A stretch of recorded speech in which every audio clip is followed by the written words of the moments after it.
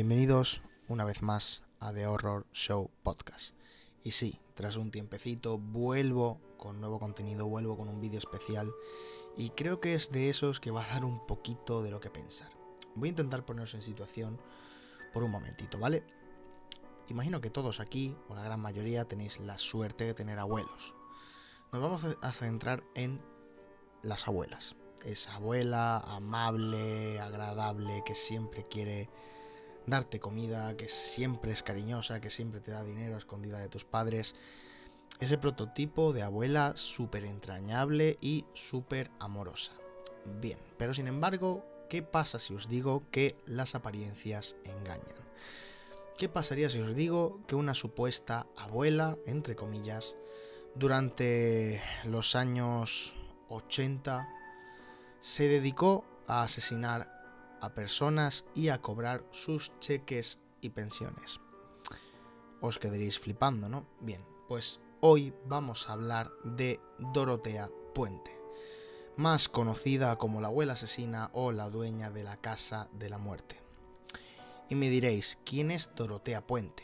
Bien, ese no es su nombre real, es, Dorotea sí, pero el apellido fue el que conservó de uno de sus tantos matrimonios. Y es que Dorotea Ellen Gray fue una asesina en serie estadounidense condenada a cadena perpetua.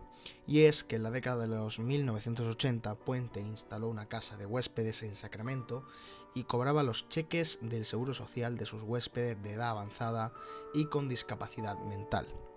Los que se quejaban eran asesinados y enterrados en su patio. La prensa bautizó a su casa como la casa de la muerte. Esto solamente es el principio de lo que vamos a hablar hoy, así que vamos con el vídeo. Vamos a hablar de Dorotea Ellen Gray. Y es que esta mujer nació el 9 de enero de 1929 en Redlands, California, hija de Trudy May Yates y Jesse James Gray. Sus padres trabajaron como recolectores de algodón. Su padre murió de tuberculosis cuando ella apenas tenía 8 años de edad, en 1937, y su madre murió en un accidente de moto en 1938. Tras todo esto fue enviada a un orfanato hasta que unos familiares de Fresno la llevaron a vivir con ellos. En el 45 llega su primer matrimonio a la edad de 16 años, con un soldado llamado Fred McFall, que acababa de regresar del Pacífico. Dorotea tuvo 2 hijas entre el 46 y el 48, pero ella envió a una a sus parientes en Sacramento y la otra la entregó en adopción. Tras todo aquello, Dorotea queda embarazada de nuevo en el 48, pero sufre un aborto involuntario. A finales también de 1948, McFall la abandona y, humillada en ese abandono, Dorotea mentiría sobre este matrimonio y afirmaría que su esposo murió de un ataque al corazón a los pocos días de la boda. Tras todo lo que va sucediendo de momento en la historia, empieza la parte criminal de Dorotea, y es que ella trata de falsificar cheques, pero finalmente fue capturada y condenada a 1 año de prisión. Fue puesta en libertad condicional después de 6 meses. Poco después de su liberación se quedó embarazada de un hombre al que apenas conocía y dio a luz a una hija a la que también dio en adopción. En el 52 se casó con un sueco llamado Axel Johansson. Tras todo esto, en 1960 fue arrestada por poseer y administrar un burdel y fue sentenciada a 90 días en la cárcel del condado de Sacramento.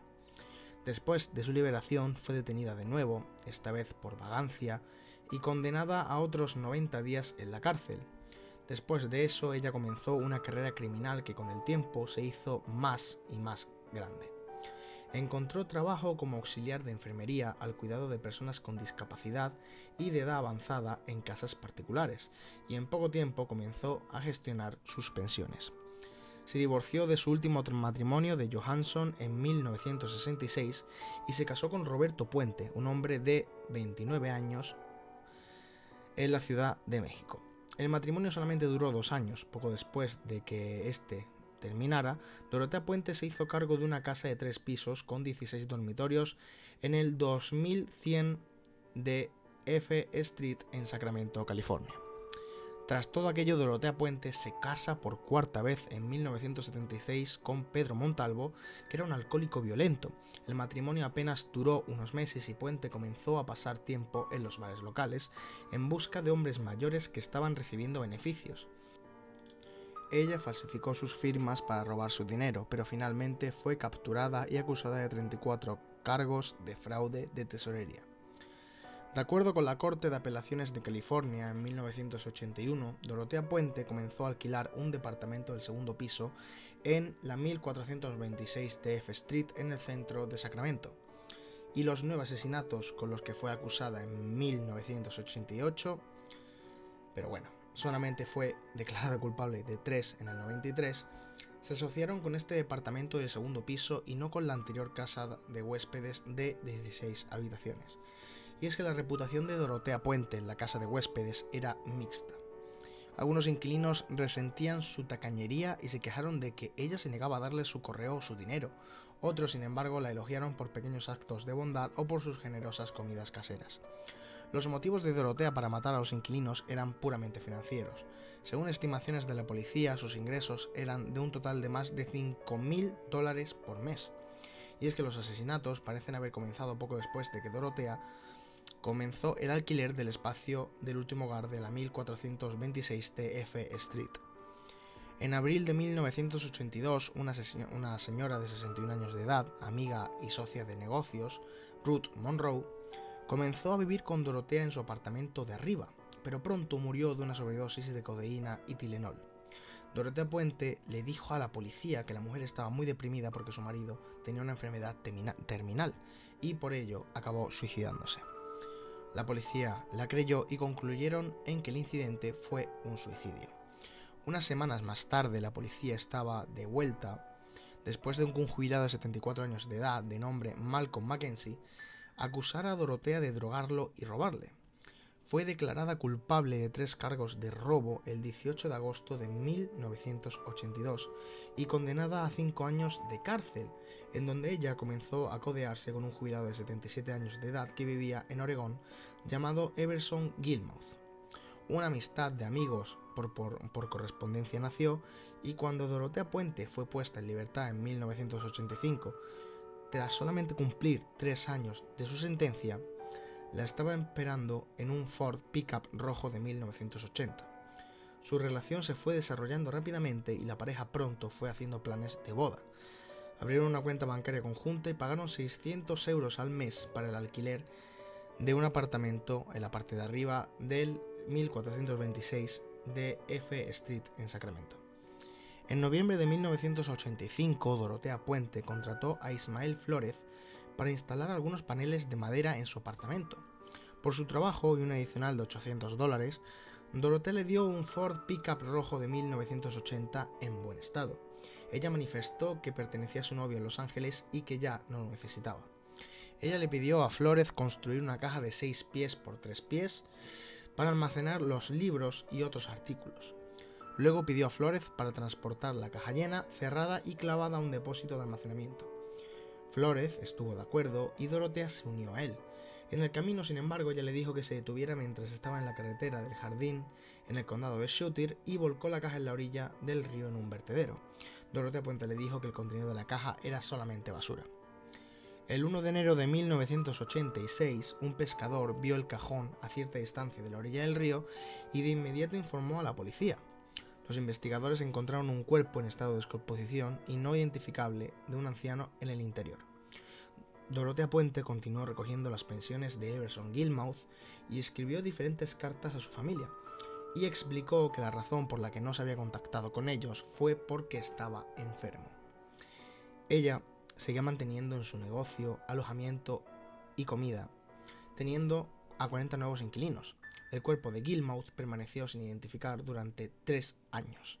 Es así como Dorotea Puente continuó aceptando inquilinos de edad avanzada y era popular entre los trabajadores sociales locales, porque ella también aceptaba casos difíciles, incluidos los drogadictos y los inquilinos abusivos. Ella recogía el correo mensual de los inquilinos antes de que lo vieran y les pagaba estipendios, embolsándose el resto para gastos. Durante este periodo, los agentes de libertad condicional visitaron a Dorotea Puente, que había recibido la orden de permanecer lejos de las personas mayores y abstenerse de manipular los controles del gobierno por un mínimo de 15 veces en la residencia. Y aún así, nunca se llegaron a observar violaciones en la condicional. Es así como el 11 de noviembre de 1988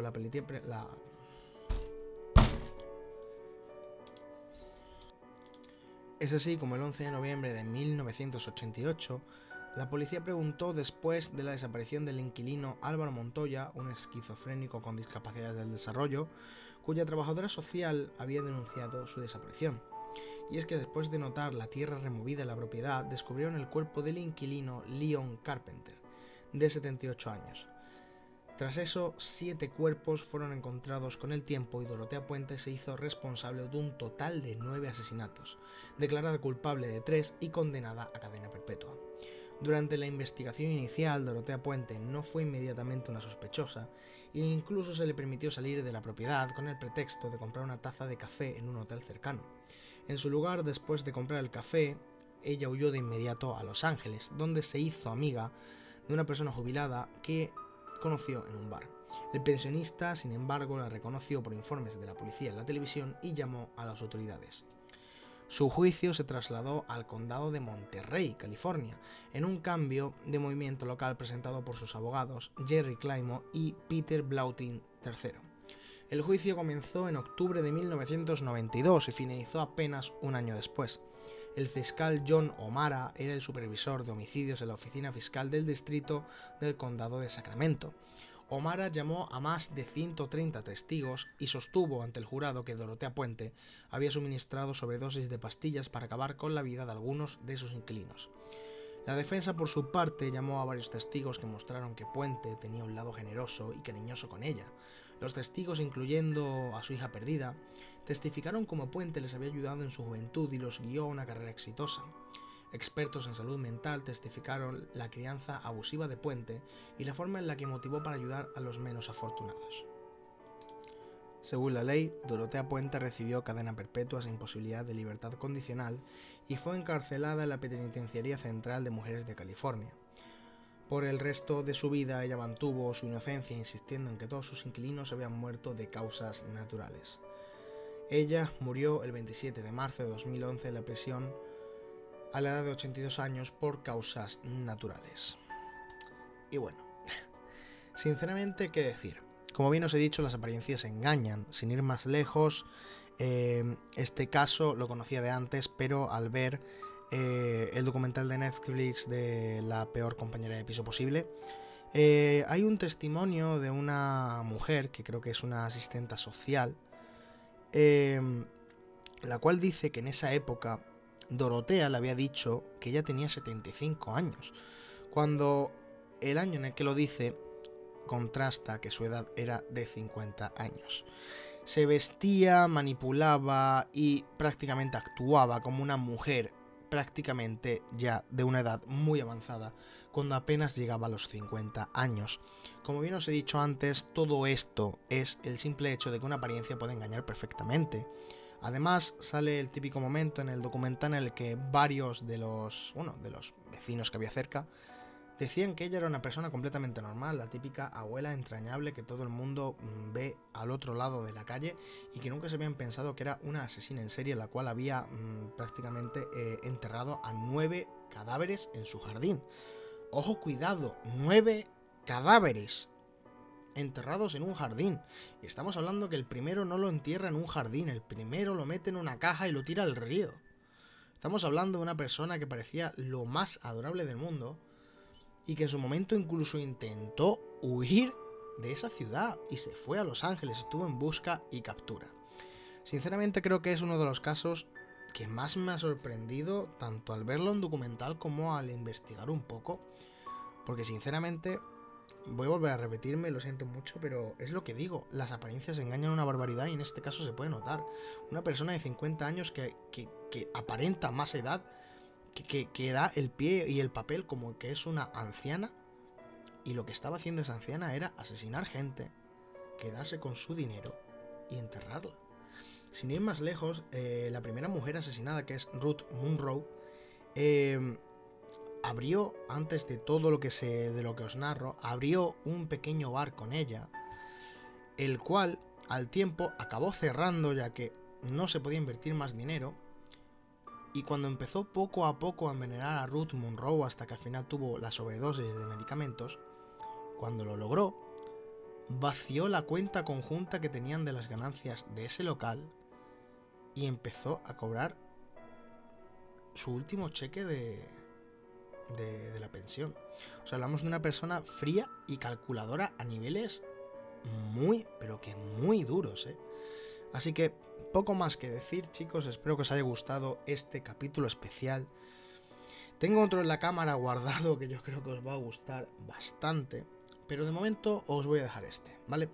Así que poco más que deciros, chicos, hasta aquí el vídeo de hoy, espero que os haya molado. The Horror Show Podcast se despide, pero no sin antes deciros que miréis muy bien cada pequeño rincón de vuestro cuarto, ya que puede ser que cuando apaguéis las luces antes de iros a dormir, alguien os vigile. Esto ha sido todo y nos vemos en el próximo